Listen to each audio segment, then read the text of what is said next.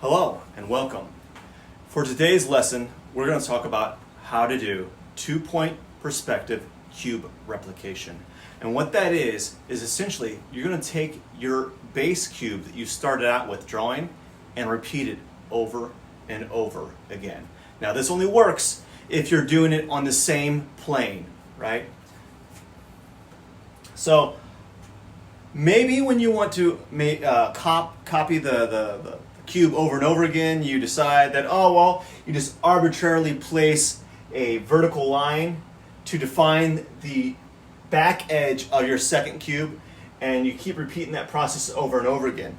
But the problem with that is maybe your cubes aren't going to perspective properly, meaning they're not shrinking in scale as they go farther away from the viewer. And typically, that's how we usually do this, right? We usually kind of like, oh, I want you to make a bunch of cubes and put them in sequence down the same plane. Well, there's a better way of doing it, a more, I don't want to say mathematically sound, but a more precise way of creating the illusion of repeating shapes over and over again. Now, certain applications that you can use this for. Maybe you want to recreate the lines on a sidewalk going in one-point perspective or in two-point perspective, right? How do you do that? Well, this method will help with that. Maybe you want to copy and paste essentially the buildings over and over again using the same scale buildings. Well, this will be a way to do that. Maybe you want to have light posts equidistant from each other. This would be another way of doing that. So let's talk about what that is and how you can apply it to your drawing. I'm kind of stumbling today. Uh-oh. That's not new. So, what it's called is called the Fencepost Method. Let me grab a marker here so I can write it down.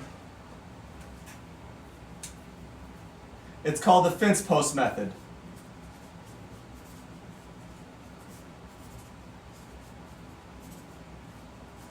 There's other ways of doing this, but this one is the easiest and easily, like the best way or the easiest to pick up and apply directly. The other ones require more points, especially on the horizon line, and I'd rather not talk about it. This works just as effectively as the other version. I don't even remember the name. That's how much I don't use it. So, what the Fencepost method entails with regards to recreating a cube over and over again. So if you notice in this instance, right, we have a cube that's been copied and pasted over and over again, but notice that it's a little off, right? It's slightly askew in certain areas. The Fencepost method will help you with that. It's a very simple technique to apply to basically take this cube and copy and paste it to the left or the right of it, right? So if you want it to keep going on and on and on in space into the vanishing point right or vanishing point left, this is the way you can do that. But it only works when the cubes are on the same plane. That means the left and right plane or left and right face of that cube are flush with each other. So it doesn't work on staggered planes. It has to be on the same plane. Okay? So what essentially it is you are essentially making an X and a plus sign to find the center of your cube. Right? You're going to be making an X and a plus sign to find the center of your cube. Unlike having a cube in real life, right? You can just draw it right here and find a center, or you actually do measurements.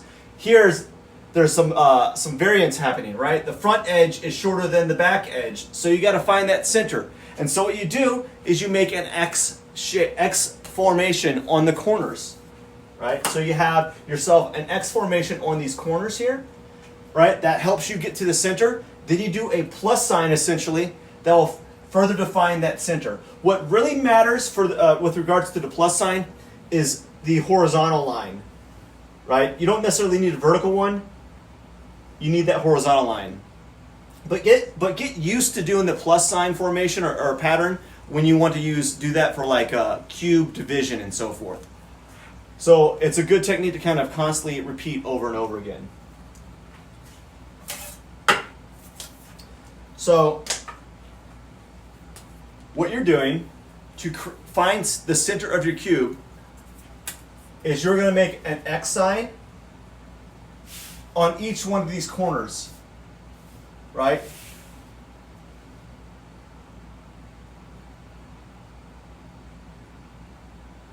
If I can, there we go.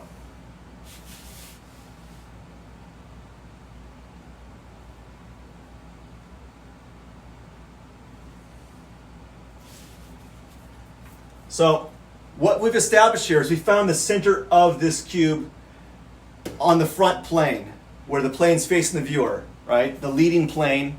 But the difference is, in 2-point perspective, you don't have it facing forward. This is 1-point perspective. You got to apply it in 2-point perspective. So after you get that X formation, what you're doing is you're going to be doing a plus sign on your left or right face of your cube.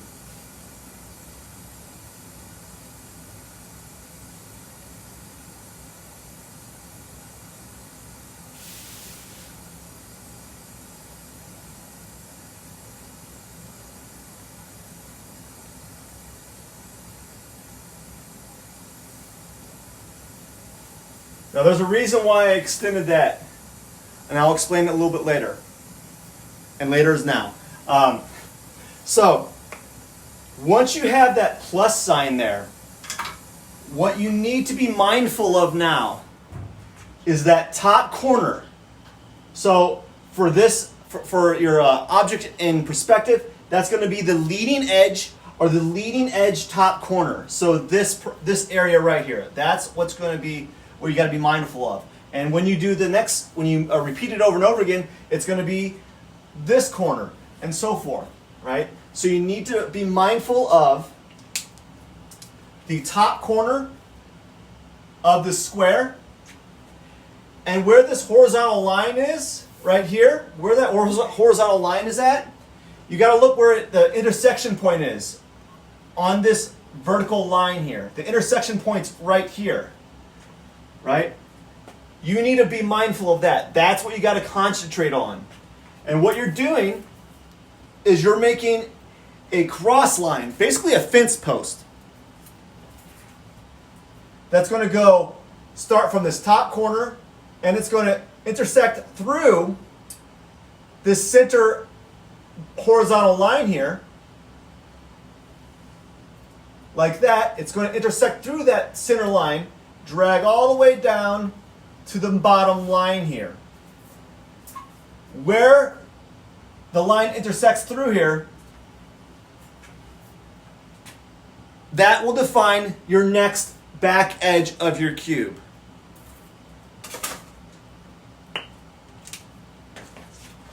So that's what happens.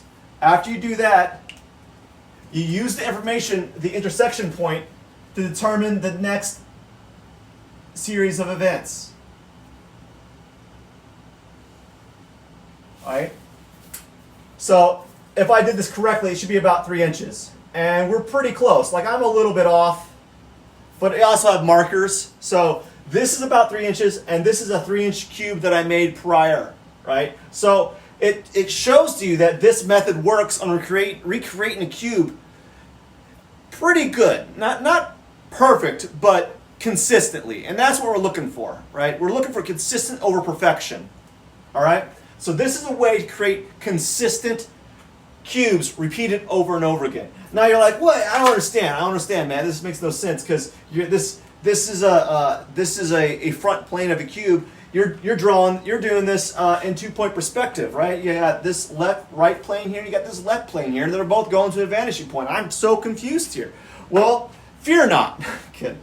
I got you. Now, this is a map that you apply onto the left plane or right plane of your cube. You can also do it at the top if you want. It doesn't matter. you got three areas that you can do this repetition or do this map or key to create cubes repeated over and over again. So, what you're going to do is you're going to find this handy dandy blue marker right here. Get out the fine tip, and you're going to make an X, but this time the X is not face forward, it's at an angle because it's terminating towards the line of convergence towards the vanishing point right. So you're going to make an X on the corners here. So you got an X right here. So you got the top front corner and the bottom corner there. Then you do the X here.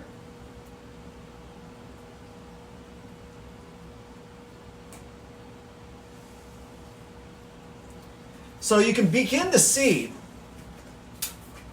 how this key here, or this diagram, translates to the side plane of your cube, right? So now that you have the X, and you've established the relative center, for posterity's sake, we want you to get in the habit of doing the plus formation. In theory, you don't need to do the plus formation. You just need to find that center and make a line of convergence there. But we're going to do the plus formation anyways. So I'm going to use the ground line as a way to kind of create a stable vertical line here.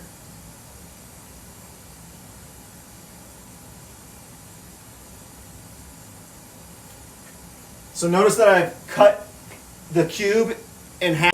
On the left side, it's going to go to your vanishing point left, right? It depends on which side you start your map here, your visual key, okay? But for me, I'm going to the vanishing point right.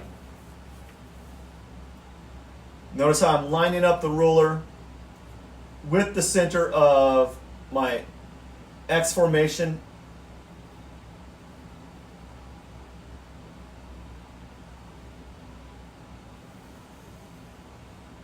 And I'm going all the way to the vanishing point.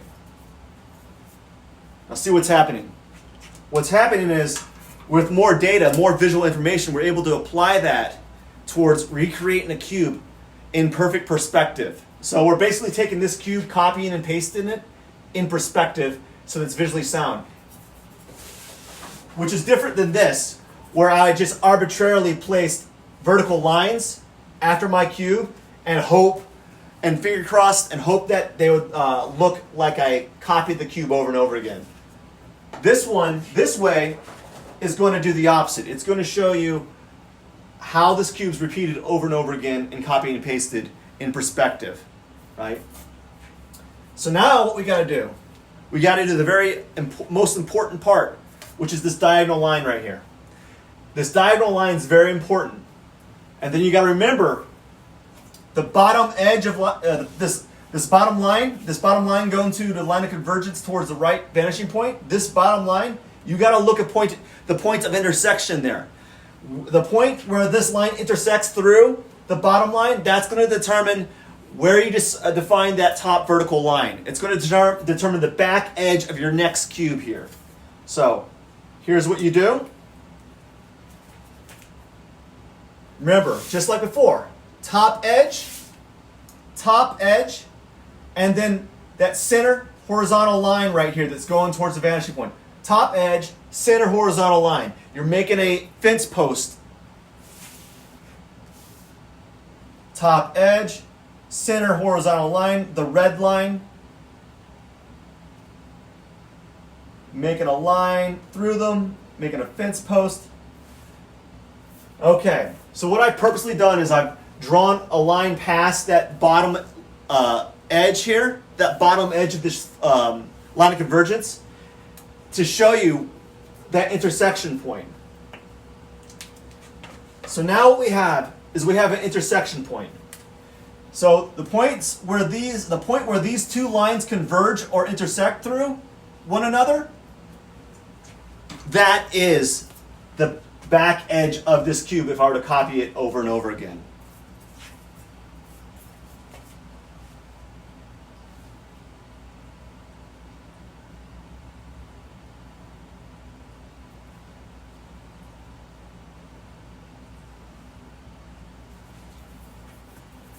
Now to skip a few steps, I'm not going to use the yellow marker to outline it. I'm just going to skip a few steps and just go with the black marker this time,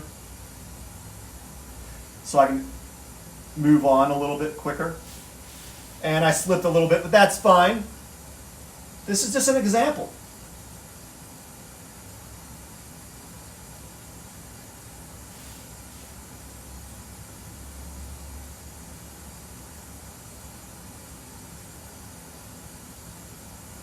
And plus these are markers. Oh, I'm a little off there. That's fine, right? I just want you to get used to understand that you're not always going to have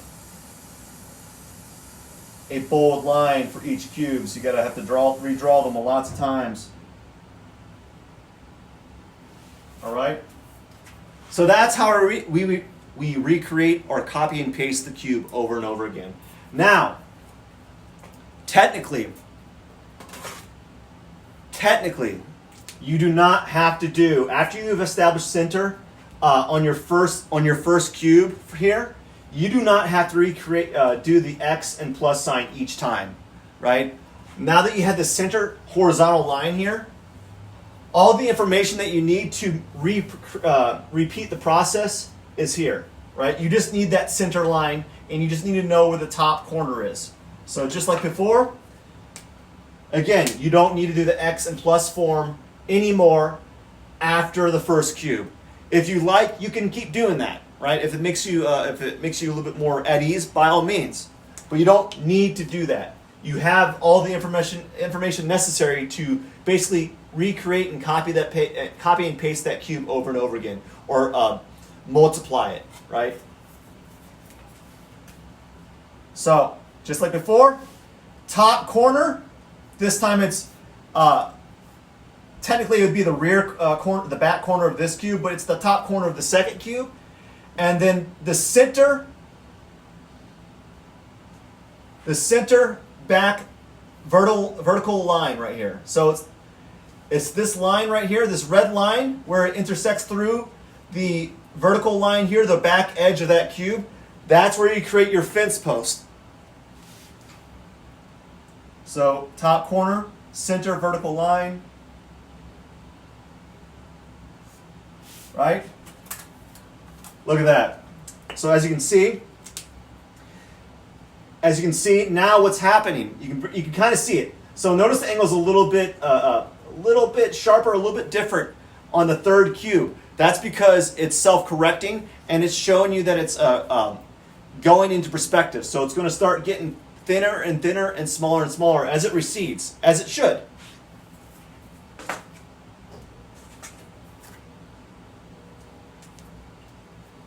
All right, so I'm going to quickly draw that out, and I'll do one more for good measure.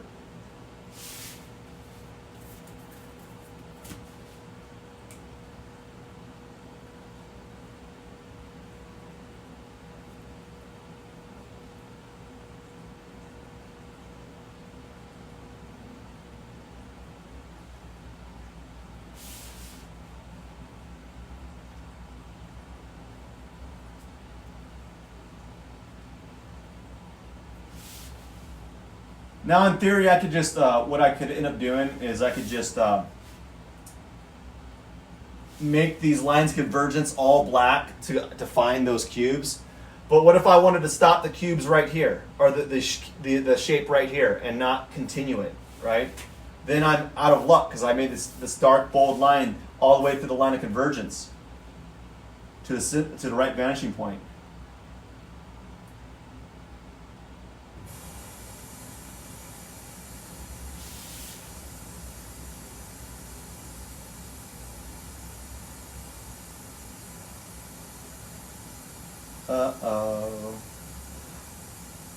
All right.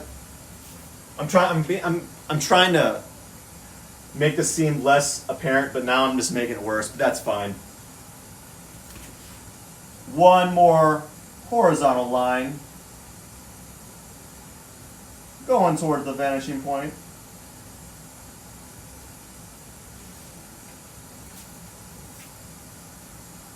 There we go. So now we have three cubes multiplied over and over again. And we can just repeat the process, right? Top corner, center back line, vertical line right here, where it intersects through the bottom line of convergence here, that will define your next edge. So the top front corner of your cube,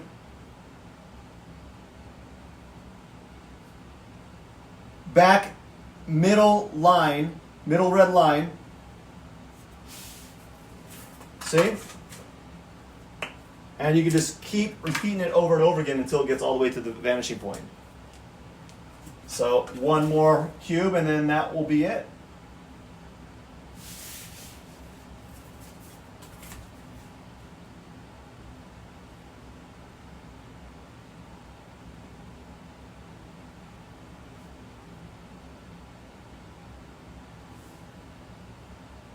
I'm having difficulties.